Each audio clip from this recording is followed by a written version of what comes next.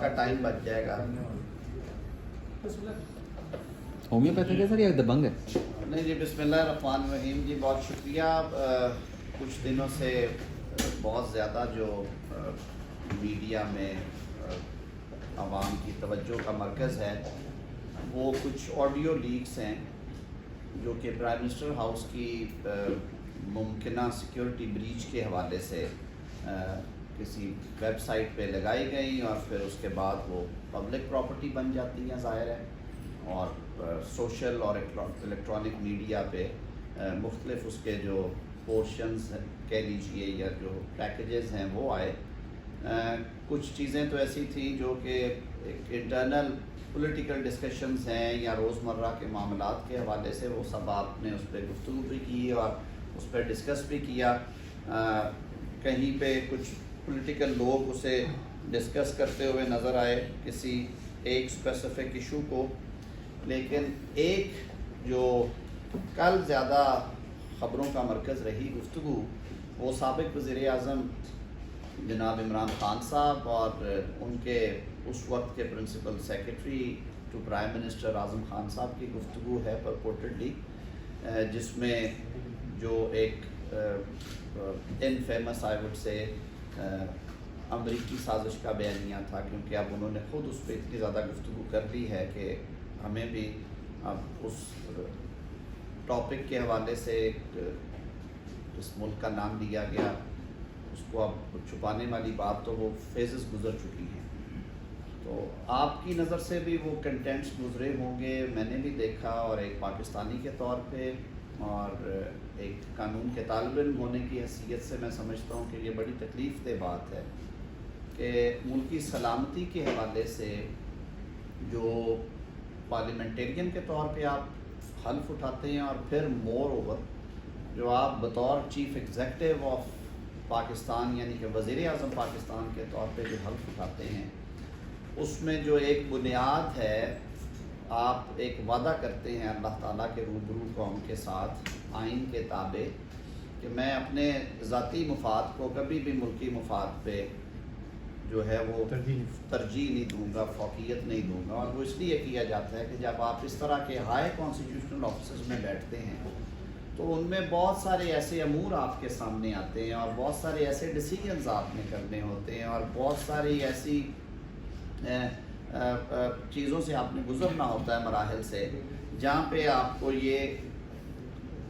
Line جو ہے وہ یہ جو حد ہے وہ مینٹین رکھنی ہوتی ہے کہ آپ نے وسیع تر قومی مفاد پہ اگر آپ کو کوئی عارضی طور پہ کوئی ذاتی فائدہ، کوئی سیاسی فائدہ، کوئی جماعتی فائدہ ہو رہا ہے تو آپ نے اس کو فوقیت نہیں دینی اور اس کو آپ نے ایک طرف رکھتے ہوئے ملکی مفاد کو ترجیح دے کر ایسا فیصلہ کرنا ہے جو کہ ریاست پاکستان کے مفاد میں ہو. تو میرے لیے ایک پاکستانی کے طور پہ جو تکلیف دہ بات ہے وہ اس والے گفتگو سے جو میں نے سنی اور جو میں نے اسکرپٹ اس کا پڑھا، اس سے ایک بات واضح ہو گئی ہے کہ اس وقت کے وزیر اعظم جو کہ پاکستان کی حکومت کے سربراہ تھے، وہ ایک انتہائی سینسٹیو سفارتی معاملہ جو ہے جس میں کہ پاکستان کے بین الاقوامی تعلقات اور پاکستان کی ایک ایسے ملک کے بارے میں خارجہ پالیسی کے کنٹورز یا اس کا مستقبل طے کرنے کی حد تک امپورٹنٹ ہے، جو کہ بلا شبہ دنیا کے چند اہم ترین ممالک میں جس کا شمار ہوتا ہے، اور پاکستان کی ایک معاشی اور دفاعی لحاظ سے اس کے ساتھ ایک لمبی پارٹنرشپ ہے. وہ نشیب و فراز کا شکار ضرور رہی، لیکن اس بات سے انکار نہیں کیا جاتا کہ پاکستان کے بحیثیت ایک آزاد ملک کے یونائٹڈ اسٹیٹس آف امریکہ کے ساتھ ایک لمبی ہسٹری ہے سفارتی تعلقات کی. اس میں کوآپریشنز کے دور بھی رہے، اسٹریٹجک پارٹنرز کے طور پہ بھی رہے، معاشی معاملات میں بھی بہت زیادہ ڈیپینڈنس بھی رہی، اس میں نشیب و فراز بھی آئے. لیکن پھر واپس آئیں گے کہ ملکی مفاد کی بات کے اوپر. تو میں سمجھتا ہوں کہ عمران خان صاحب نے سائفر والے معاملے کے اوپر جو ڈیسیجنز لیے تھے اور جس طرح کی گفتگو اور جس طرح کے سجیشن سے انہوں نے اتفاق کیا اور پھر اس کو عملی جامہ پہنایا، کہ انہیں ان کے جو پرنسپل سیکرٹری ہیں وہ صاف لفظوں میں کہہ رہے ہیں کہ سائفر تو پبلک نہیں کیا جا سکتا کیونکہ وہ ایک کلاسیفائڈ ڈاکومنٹ ہے اور کوئی ایسی پروویژن نہیں ہے کہ آپ اسے ڈی کلاسیفائی کر کے پبلک یوز کے لیے دے دیں. تو اس کا ایک طریقہ یہ کیا جا سکتا ہے کہ ایک میٹنگ بلائی جائے اور اس میٹنگ میں سائفر. ایک اور بات، یہ سائفر فار آئیز اونلی تھا فار سیکرٹری، اس وقت کے جو سیکرٹری خارجہ تھے آفس میں جو بھی تھے ان کے لیے. انہوں نے اس سے دیکھا اور انہوں نے بہتر جانا کہ اپنی ججمنٹ میں کہ یہ معاملہ میں نظر میں لا دوں جو وفاقی وزیر خارجہ تھے اس وقت کے. یہ بات بھی آپ سب کے علم میں ہے کہ ہر محکمے کی روزمرہ کی ورکنگ میں اور پھر جو سفارتی لوگوں سے میں نے جتنی بات ہوئی یا ان کے میں نے ٹی وی انٹرویوز سنے یا ان سے ویسے گفتگو ہوئی یا ایک دو پرانے دوست ہیں جن سے بیٹھنا اٹھنا ہوتا ہے، ان مہینوں میں انہوں نے مختلف اوقات پہ یہ گفتگو کی کہ یہ اس طرح کے مراسلے روٹین میں آتے رہتے ہیں، یہ کوئی ایسی انہونی بات نہیں ہے، لیکن ان کو ہمیشہ ڈیل کرتا ہے فارن آفس اور اس پہ بائی اینڈ لارج وہ ریئیکشنز نہیں ہوتے. اگر کوئی ہو بھی ایٹ دا موسٹ تو وہ foreign office to foreign office ہوتا ہے اور ایک مراسلے کی شکل میں ان کو اطلاع کر دی جاتی ہے کہ یہ بات ہمارے نوٹس میں آئی ہے، اس پہ یہ رد عمل ہے ہمارا. لیکن انہوں نے کہا کہ اس سے کھیلنا ہے اور کھیلنا اس طریقے سے ہے کہ وہ نام آئے بھی نہ سامنے اور پھر وہ بات پہنچ بھی جائے اور پھر اس کو ایک بیانیہ بنا دیا جائے اور اس نیریٹو کو آگے لے کے چلنا ہے. اور اس موقع پہ انہیں ان کے جو سیکرٹری ہیں وہ یاد دلاتے ہیں کہ یہ تو ایک جرم ہو جائے گا اگر ہم اسے باہر نکالتے ہیں. تو اس کا ایک طریقہ یہ ہو سکتا ہے کہ ہم 4 بندوں کی ایک میٹنگ بلاتے ہیں جس میں وزیر خارجہ آ جائیں، جس میں سیکرٹری خارجہ آ جائیں، اور اس میٹنگ کو منٹ تو میں نہیں کرنا ہے، تو اس کا جو متن ہے ان سے پڑھایا جائے گا اور پھر اس متن کو منٹس کا حصہ بنا دیا جائے گا. تو اس طرح سے یہ جو تفصیلات ہیں یہ ہم پبلک بھی کر سکتے ہیں، یعنی کہ آپ کہہ سکتے ہیں کہ یہ میرے علم میں آئی ہیں اس طرح سے، اور پھر آپ اس پہ ریئیکشن دے سکتے ہیں اور یعنی کہ آپ اس سے کھیل سکتے ہیں. تو یہ ایک ایسا میں سمجھتا ہوں خطرناک کھیل ہے جو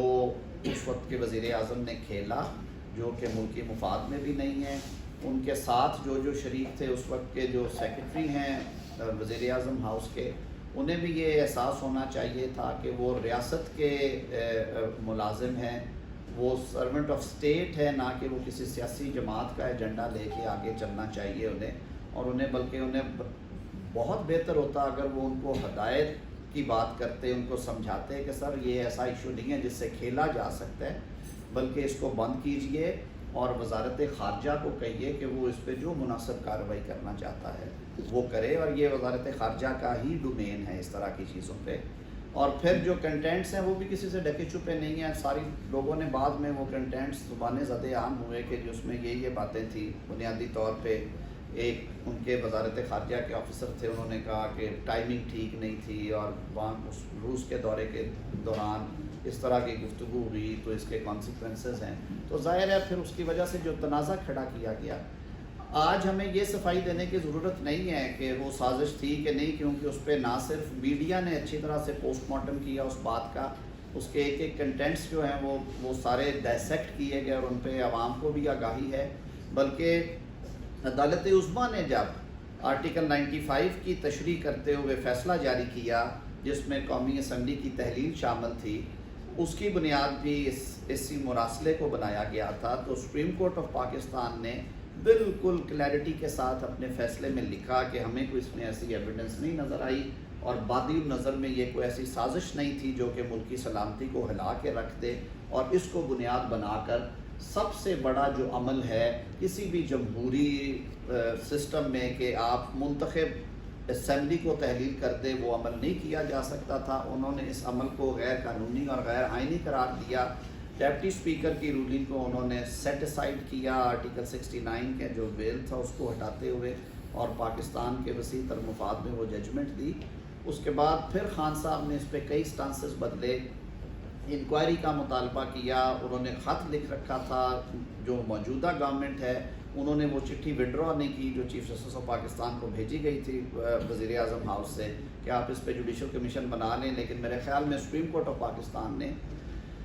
ججمنٹ دینے کے بعد آرٹیکل 95 کے اوپر یہ مناسب ہی نہیں سمجھا کہ اس پہ مزید کسی تحقیق کی ضرورت ہے، اور اب پاکستان کے عوام نے اور آپ سب نے خود اسے اس ساری کہانی کا جو اصل بنیاد تھی جہاں سے وہ شروع ہوئی وہ دیکھ لیا. جو